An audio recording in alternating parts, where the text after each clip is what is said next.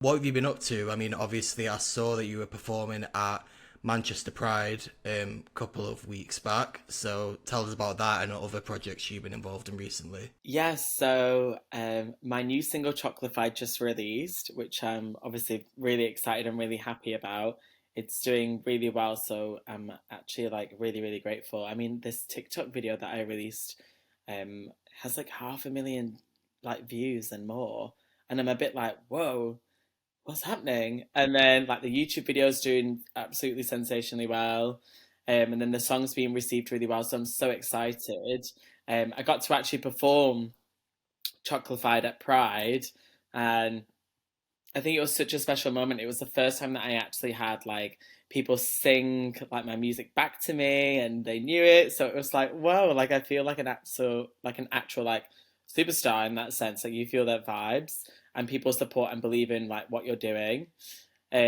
Also at Pride, my dad and his best friend, my uncle, like came and surprised me, which was so cute. And literally, I like shouted them out, and they got a bit frightened, but then like they saw how crazy and supportive the audience were, that they were just like they had the best time, and they were literally like, "We need to come back next year with all our family and everyone here." Oh, so was that their first experience at Pride then? Yeah, it was their first experience of Pride as well. I've been in Manchester for, I mean, like nearly 30 years, and the fact that they haven't been to a Pride is saying something. But you know, it's never too late. For sure.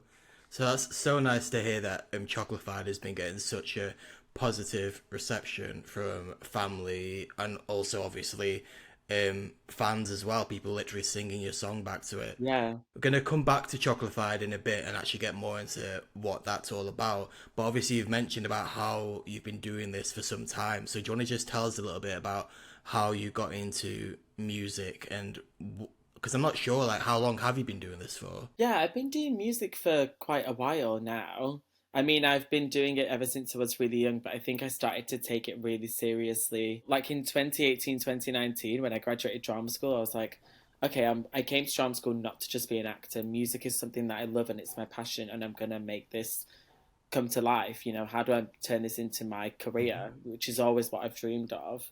Um, and so I just started doing some research, was on Instagram trying to find producers, and then you just kind of work and build yourself up. And then I started releasing music in 2019, which is when we started first playing me and supporting me. And since then, I've just grown and grown and tried to learn that process, and just been in the studio really for like the last 5 years, like working and building my sound and my material to the point now that I'm like ready to release an EP. Oh, that's really nice to hear. Yeah. Yeah, and I've been like performing everywhere, and I mean, obviously, I'm London based. I've been performing a lot in London, which is cool.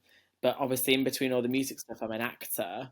But now it's really cool because I've got to bring all those things together in the film as well, in Unicorns, because my music's in that, which is so Yeah. cool. So it's amazing that my music's going to reach all these different people, even though it has obviously in like the sense of streaming and it's met everyone, but the fact that it's in this film and in the cinema, it's in just like another navigation. And so I feel like the time is now, and everything's kind of coming together and happening all at once, that I'm just like honored and blessed that I'm able to be at the stage that I am, where I am, because this is exactly what I've wanted to do my whole life. Was it always I want to be involved in both acting and music, singing, etc., or was there one that stood more out to you? Because obviously you're going to drama school rather than pursuing Mm, musical education, was it yeah. always like kind of like an equal thing for you? I think it was always an equal thing. It just felt like I needed to do some work on myself. So at John, I loved performing and being on the stage, and I loved being in front of a camera, and I just wanted everyone to hear and see me all the time. Sounds like quite a lot of actors. It is, isn't it? Like a big narcissist and attention seeker, mostly it felt like, how can I bring a really big impact into this world, and which way am I going to do it through? And I felt like being a creative, that's the way I was going to do it. Sometimes acting is the right way because it's not necessarily I don't own that. That's not necessarily mine, but I'm helping someone else's story, and that makes a big impact in saying what I want to say or what someone else wants to say. But music, in a sense, really fulfilled me because it's what I wanted to say, how I wanted to say it, when I wanted to say it. And I took full ownership of that. I think you have more of that as well when you're an independent artist too, and you're doing everything by yourself, but actually you learn so much more and you grow more. And actually, a lot of the stuff that you're making is so much more. interesting because you're so like invested and delved into it. Um, it's always been like that. It's cool because at drama school, I actually got to explore a lot of my music there anyway, and got to get that involved in a lot of the pieces that we did. Like I musically directed a show, I wrote stuff at drama school for people.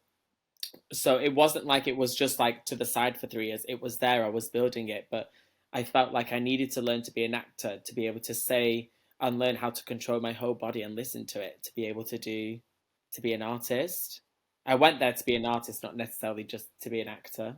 No, that's a really interesting way of thinking about things, actually. I've never really thought about how the skills from acting, drama, etc., can actually be used Yeah. both in a musical sense as well and vice versa. Because it's like telling a story, isn't it?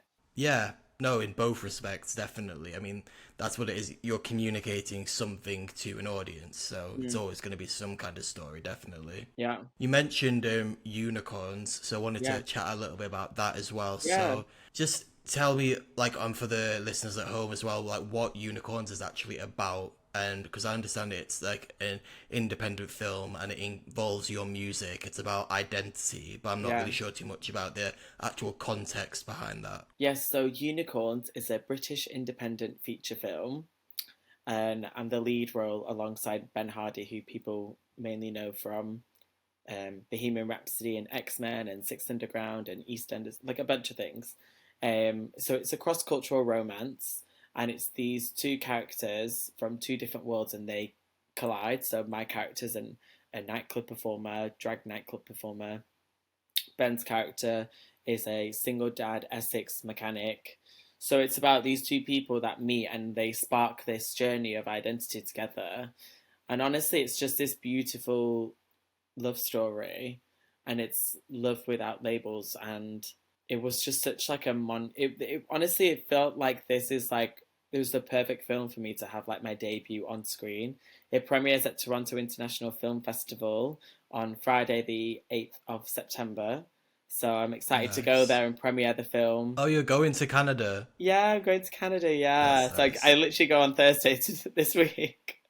So that'd be cool. And then it's got its UK premiere at the BFI London Film Festival on the 14th of October. So if people want to see it, they can grab tickets there early to see it before it does like whatever releases. I don't know all the other release schedules. That's not that they don't hire me for that. But it was cool because there were so many people that the film's produced by Philip Hurd's Chromatic Approbation, Celine Rattray and Trudy Sting's wife, their production company Maven Screen Media, and then Bill Fohard and Krista Workman's River Road Entertainment, which they're known for making Brokeback Mountain and 12 Years a Slave. So there's some really big support on there. There's a lot of big names, Yeah, yeah. A yeah, lot of big and names. it's executively produced by Stephen Daldry, who's obviously known for Billy Elliot. So there's a lot of support on there. I remember when I first auditioned for this film and I got the role, and then I was like, guys, I have all these skills, like use it. They're in my armor. So I was like, I can write for this. I gave them a bunch of songs, and I was like, if any fit, fit. If they don't, they don't. And then we tried and tested a bunch of things. So the intro off my EP called Somewhere Special is in the film, and then One Last Dance is also in the film too. So I'm really excited about both of those being there to showcase to the world. I think there's something like that makes it probably more authentic as well. The fact that these big names that are involved in it are people that have been involved in other projects that about identity. Yeah. The fact that these are big names that have been involved in these areas, and they're not big names that have suddenly decided, okay, this is trending, let's tap into this. They've been doing it from the get go. Exactly, it makes it even more great and such a amazing project to be a part of. So definitely looking forward to seeing how people respond to that as well. I hope it goes really well for you. Yeah, we've had a really good positive response from the people that I know that have seen it. We did a casting crew, and that was tremendous. And it was nice, like our agents and like some of our family and friends got to see it. So, and the rest of the cast got to see it. So it was cool, and we got to celebrate that. So I'm really excited for when it comes out into the world. Um, and for people to see Jason Patel, big fat star. I'm joking. No, no, likewise. I think it's been a long time coming, so definitely Yeah, long excited time to coming. see that. But people say like, it'll be like an overnight success or whatever, and I'm like, it's not. It's been like 10 years in the making. I've been grafting like since the day I was born, like to play these roles and to sing and to have my music out there and sing these things and say these things to the world and just hopefully make a really big difference and make a positive impact in people's lives and continue to do that in more and more projects. And obviously, we are a South Asian show, so I wanted to ask as well, like, how has it been on your journey navigating these industries, not only as someone who's part of the LGBTQ plus community, but also as someone that's brown on top of that as well, and like navigating these two worlds when realistically, like, that is literally your world. Like, you don't have to be Yeah. either or. Like, that is just you. Yeah, I think for me, obviously, when you're saying you're either you can't be either or, like it is like I don't know any different. But I think for the South Asian community, I think what's like I always had support from my parents, but there was always this air of like other people in the community or friends and stuff of my parents and uncles and aunties, like what are you doing with your child in the sense, but they were like trust us because they never had the opportunity to pursue these things and do the creative things that they necessarily would want to have done like when they were growing up because immigrant families have to make big sacrifices and in India like it's not a thing to be a singer or an actor or this like that's only reserved for certain kinds of people, I'm afraid. Quite a lot of nepotism, isn't there, It's over in India? massive I would nepotism. say, yeah. I mean, obviously, that doesn't take away from the fact that these people go on to be stars, but at the same Mm. time, the way that they've got there most of the time is by who they know rather than their raw talent originally. Yeah, it's through a connection. So I guess in this sense, I always had to work twice as hard and prove to my parents like this is what I can do. And when I was got into a really big acting school, and when I did get my first job, and then my second job and third job, and kept pushing it, and they saw that I was making this music, they started. I knew they were always proud, but actually they saw that I'm actually being able to do this, and I think they trusted that I had the skills and that they had done the right job in upbringing me, and my siblings to be like strong individuals to go and get what we wanted to do. And they never stopped us from being out there and being motivated and determined. My dad always says, do what makes you happy. And if it doesn't, then stop because you don't want to do anything that you regret in life. And so I'm really glad I've always taken that advice on.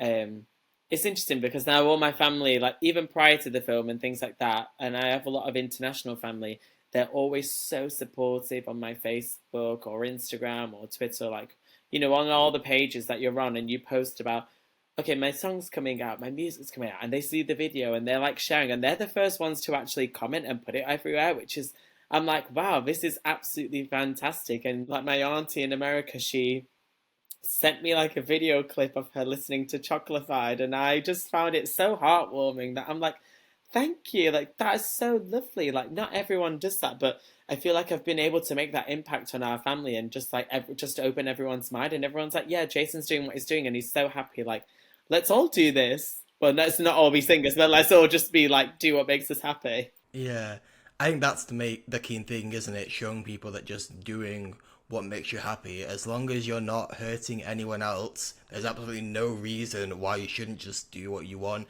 And I Yeah, think in a lot of instances, particularly within the South Asian communities as well, we're obviously getting to a stage where it's becoming a lot more normal for people to do whatever they want. Um, but the only way in which we're going to get to that stage is by people like yourself just choosing to do things the way that you want. And other people will see that and think, oh, okay, well, if that family's doing it, then why can't I do it? And yeah. this goes on like a domino effect. So honestly, like, props to you for doing that. Thank you. I feel like someone called me a trailblazer the other day, and I said, I don't know necessarily if that's what I would call myself currently at the moment, but what I am doing is I'm just really fighting for um like to be seen Hmm. because that's what I've always done. Is people have always like disregarded me or just a South Asian in general or a queer person in general. either or, both, whatever. But what it's about is being seen and being represented, and growing up and never truly had that representation to the level that a lot of other people had. Mm-hmm. I was like, how do I make an impact in this world? Doing what I do, I want to be able to be that level of representation to other people, Yeah.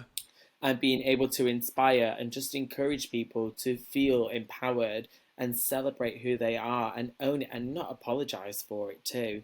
And I feel like we're finally at this turning point where we're really doing it. And one thing that I really thankful for is the Black community, because they really fight to be seen and to have their place, and it inspires me and other South Asians everywhere to be like, we need this representation. We can't just sit on the sidelines, you know. It's not even a fight. It's just like, you know, we're having a conversation, and what we're saying and what we're doing is absolutely incredible. And that goes from not just acting or music or fashion. It's whatever field you're in, whether you're a lawyer or a mathematician or a doctor or a psychologist or a journalist, like, or you work in radio.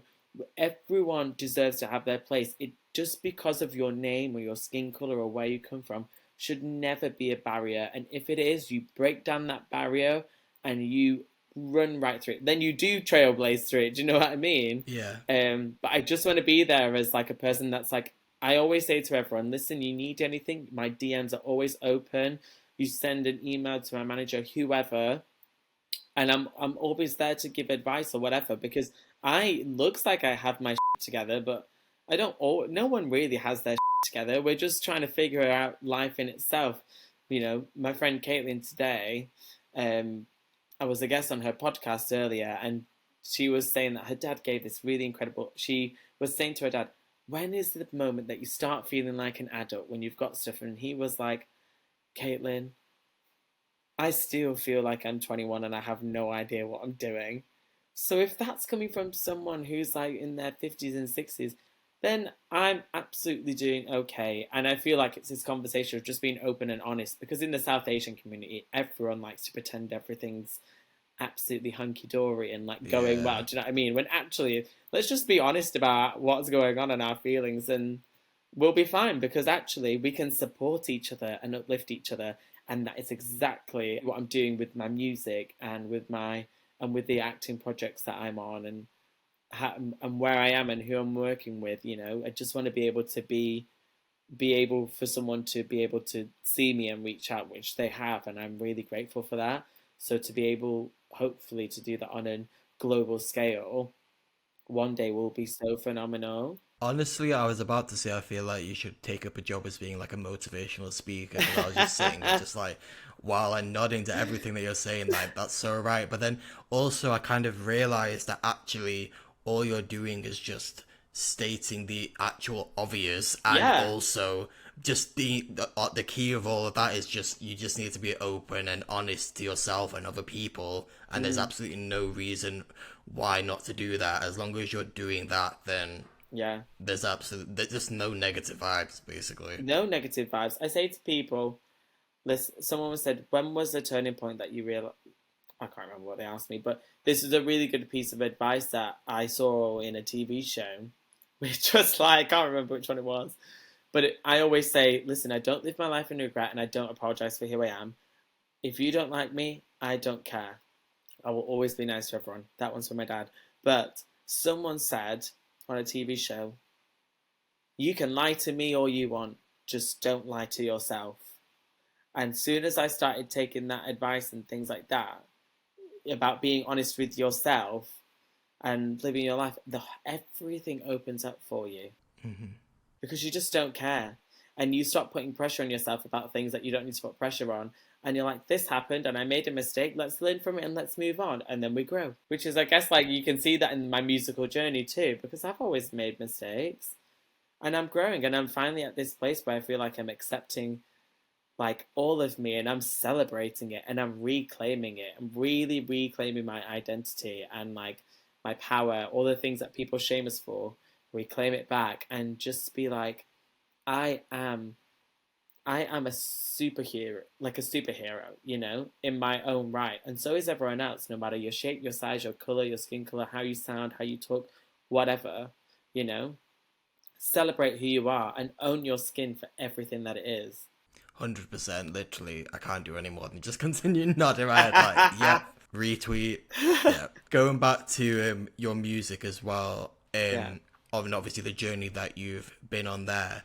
I'd say the singles. It's nice to see that you're putting out an EP as well, because obviously it's been a number of singles so far. Yeah. And each single, I would say, has been sort of like a different kind of vibe. So do you feel like you're coming to a place where like you have found like your definitive sound yet, or are you still kind of putting feelers out to try and see what works best for you? So it's interesting. I actually love that question so much.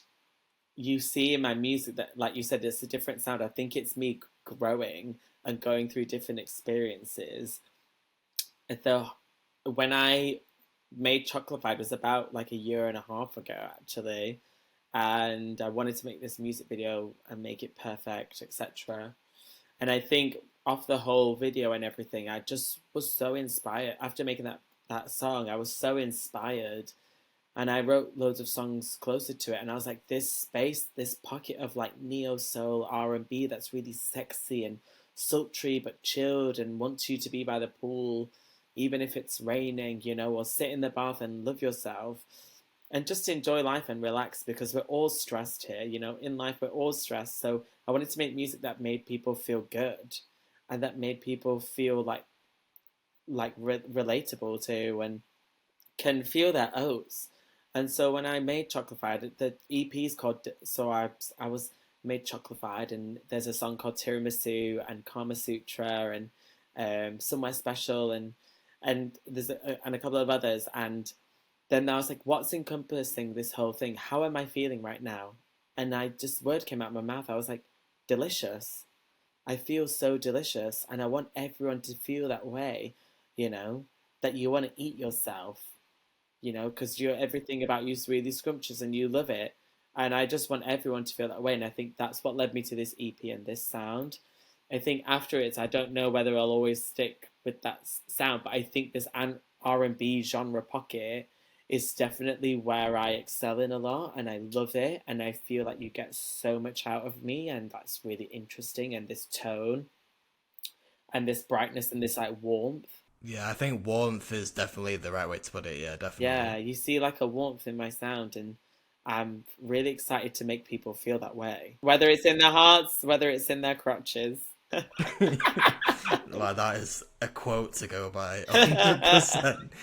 Honestly, I don't know if it's obviously because of the song title, but when you were saying that about describing the sound of Choclafied, it does sound like it's like I'm watching like TV, and like some kind of Lint or something advert Yeah, comes on, and like they're pouring like melted chocolate, that all sort of over you. thing. Yeah, because that is literally like, who doesn't want that, you know? True. I mean, I'd rather have it in my mouth, to be honest. But like, it's a bit messy all out there. I mean, you can have it in your mouth too, you know? This is going in completely different direction, bro. But, Oh, it's all PG. but yeah, daytime radio friendly. But obviously, you've said about the video for Choclafied as well. Was it the song or the video that was put together with the support of the Next Gen Fund? So it was the video that was put together with the support of the Next Gen Fund, which their financiers are TikTok and Turtle Bay and the People's Postcode Lottery, which was really cool. So I applied for this grant and I got it, and I was so over the moon. And then I was like, what do I do?